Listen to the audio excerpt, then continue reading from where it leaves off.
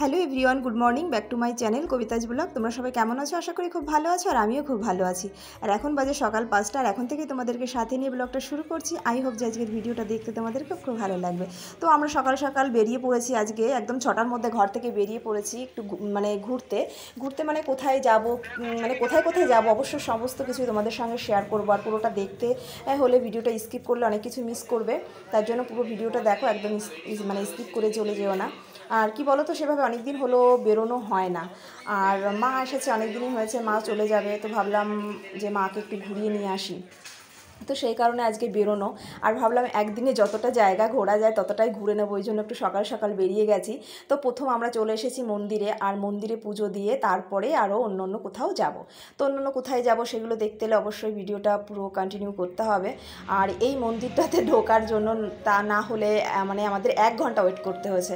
ভেবেছি একটু সকাল সকাল বেরিয়েছি যে একটু তাড়াতাড়ি করে আমরা ভেতরে যেতে পারবো, কিন্তু না, প্রচুর লাইন ছিল। যাই হোক, ফাইনালি আমরা ভিতরে ঢুকলাম। আর এত চেকিং হয়, মানে এক এক জায়গা চেকিংয়ে করছে, অনেকটা সময় লেগে গেছে। তো 4 জায়গা আমাদের চেকিংয়ে দাঁড়াতে হয়েছে, তো সেই কারণে আরও একটু সময় বেশিই লেগে গেল। তো ফাইনালি আমরা মন্দিরের ভেতরে আমরা যেতে পারবো না, তো মন্দিরের বাইরেই মানে বাউন্ডারির ভেতরে আমরা চলে এসেছি। তো মন্দিরটা অনেকটা এরিয়া নিয়ে, আর এটা হচ্ছে মেন মন্দির, দেখো। তো এই মেন মন্দিরটায় আমি যেতে পারবো না, তো মন্দিরের বাইরেই আমি আছি, যেহেতু এখানে ক্যামেরা অ্যালাউড নেই। তো সামনেই ওখানে সব কিছু জমা করে রেখে তারপরে মন্দির ভিতরে যেতে হবে। আর আমি যেহেতু পুজো দেবো না, সেই জন্য আমি আর যাবো না, আমি বাইরেই থাকবো, মন্দিরের বাইরে থাকবো। আর মা গেছে, আর আমরা অনেকেই মিলে এসেছি। একটা আমি যেখানে থাকি তো পাশের বিল্ডিংয়ের একটা ভাবি, আরও মানে আরও 4-5 জন আমরা সবাই মিলে এসেছি। তো একদিনে 3-4 জায়গা ঘোরার ইচ্ছে আছে, জানি না কতটা সম্ভব। আর কি বলতো, পুরোটা একটা ভিডিওতে দিতে পারবো না, তো আমি ভাবছি আধা মানে হাফ করে দেবো, নাহলে অনেক বড় হয়ে যাবে ভিডিওটা। তোমরা তো এমনি দেখতে চাও না, তারপরে এত বড় ভিডিও দেখতে ভালোও আসবে না, সেই কারণে ভাবলাম আধা করে দেব। তো নেক্সট আর যেখানে যেখানে ঘুরতে গেছিলাম সেটার পরের ভিডিওতে থাকবে। তো ফাইনালি মা ভিতরে চলে গেছে মন্দিরে পুজো দিতে, তো ওখানেও অনেকটা লাইন, হয়তো মার একটু লেট হবে বেরোতে। তো আমি কি করব, বাইরে থেকে সবাই গেছে, আমি একাই বাইরে রয়েছি, সেই জন্য।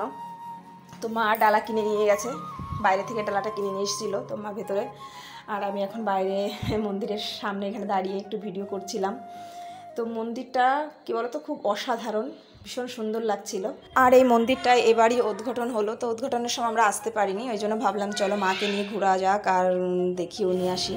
তো ফাইনালি তারপরে মা মন্দির থেকে পুজো দিয়ে বেরিয়ে এসেছে, আর আমরা একটু পুলের কাছে এসেছিলাম এখানে, তো কটা রিলস বানাতে। আর আমার মা ক্যামেরার সামনে আসতে চাইছিল না, ওই জন্য আর ক্যামেরার সামনে আনা হয়নি। আর এইখানে জলের কাছে এসে না বেশ ভালো লাগছিল। কী বলতো, সকালে যখন বেরিয়েছিলাম না, খুব ওয়েদার ঠান্ডা ছিল, তারপরে মানে আচানক এত রোদ্দুর উঠেছে, আর কি বলবো। তো এই দেখো মন্দিরটা, মেন মন্দির এটা। তো আমি মন্দিরের বাইরে থেকে একটু তোমাদের জুম করে দেখাচ্ছিলাম। আর মায়ের পুজো দেওয়া হয়ে গেছে, আর আমরা এখন বেরিয়ে এসেছি তো গেটের বাইরে। আর এখন যাব আমরা সোজা চিড়িয়াখানায়। তো চিড়িয়াখানা থেকে তারপরে যাব আমরা হচ্ছে নৌকা বিহার। তো নৌকা বিহার যেতে ওইখানে না রাত্রের দিকে বেশি ভালো লাগে। আর চলে এসেছি ফাইনালি, দেখো চিড়িয়াঘর। তো চিড়িয়াঘর আসার পরে মেয়ে দেখো কোথায় উঠে বসে রয়েছে আর এই যে আমার মা, দেখো এটা। আর দেখো এত এরিয়া কী করে হেঁটে হেঁটে যাবো, ছেলেকে মেয়েকে নিয়ে। ওরা কিছু দূর এসেই না একদম হাঁপিয়ে গেছে, বলছে কি আর হেঁটে হেঁটে যেতে পারবো না। আর এত মানুষ, তো হেঁটে হেঁটে না গেলে কী করে দেখবো বলো। গাড়িতে এখানে টোটো গাড়িগুলোও চলছে, কিন্তু টোটো গাড়িতে উঠে সেভাবে ভালো দেখা যাবে না, রোদ্দুরে এতটা তেজ, কি বলবো। এখন মনে হচ্ছে না বেরোলেই ভালো হতো।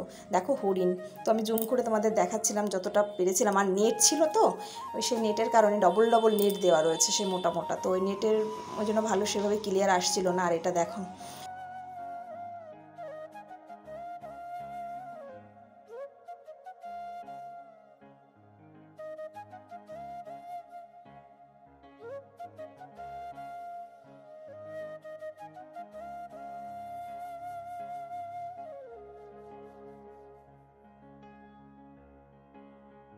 মা আবার বলছিল এইগুলো এরা কি খায়, রাইনোসরসগুলো, ওরা গোবর খাচ্ছে না মাটি খাচ্ছে। বলছি কী খাচ্ছে তুমি একটু দেখো ভালো করে।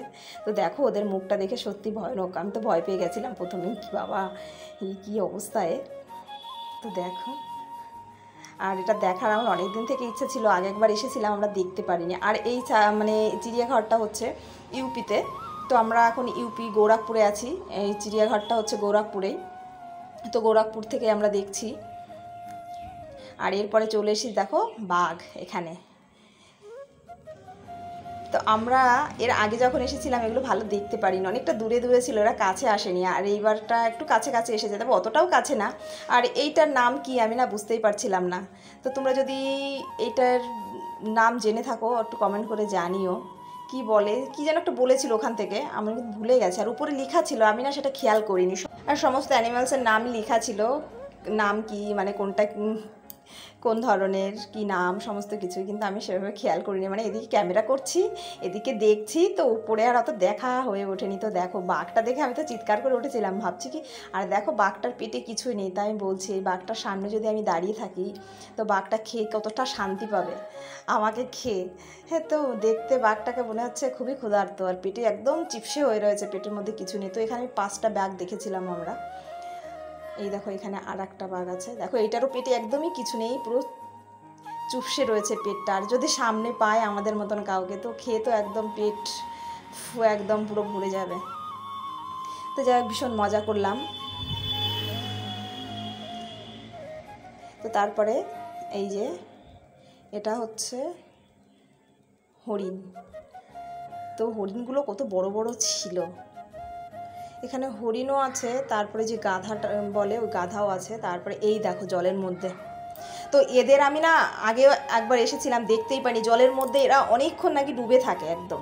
তো যাই হোক ফাইনালি এবার দেখতে পেলাম, আর দুটোকে দেখতে পেলাম, বাচ্চাও আছে সঙ্গে। তো আমি ভাবছি এরা যদি একটা পা আমার গায়ে তুলে দেয় তাহলে তো জাস্ট আমি ফিনিশ।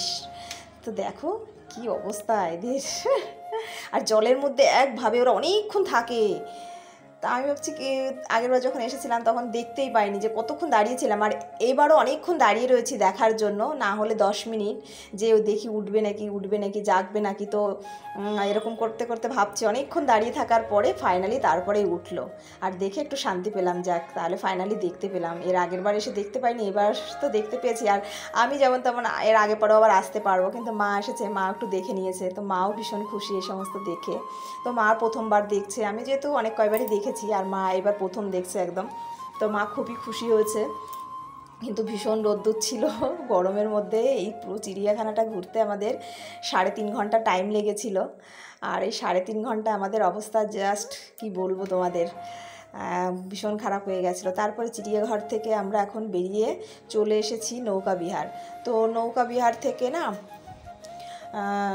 মানে অল্প একটু ভিডিও তোমাদের সঙ্গে শেয়ার করলাম। এরপরে নৌকা বিহার, তারপরে আরও আছে অনেক রকমের মাছ, তো বহুত রকমের মাছ সেইগুলো, তারপরে সাপ, অনেক ধরনের সাপ। তো এই সমস্ত কিছু নেক্সট ভিডিওতে তোমাদের সঙ্গে শেয়ার করব। এই ভিডিওতে দিলে না অনেকটা বড় হয়ে যেত, সেই জন্য তোমাদের সঙ্গে শেয়ার করলাম না। তো চলো, ভিডিওটা যদি তোমাদের ভালো লেগে থাকে অবশ্যই লাইক কমেন্ট শেয়ার করে দিও। ভালো থেকো, সুস্থ থেকো, ওকে বাই।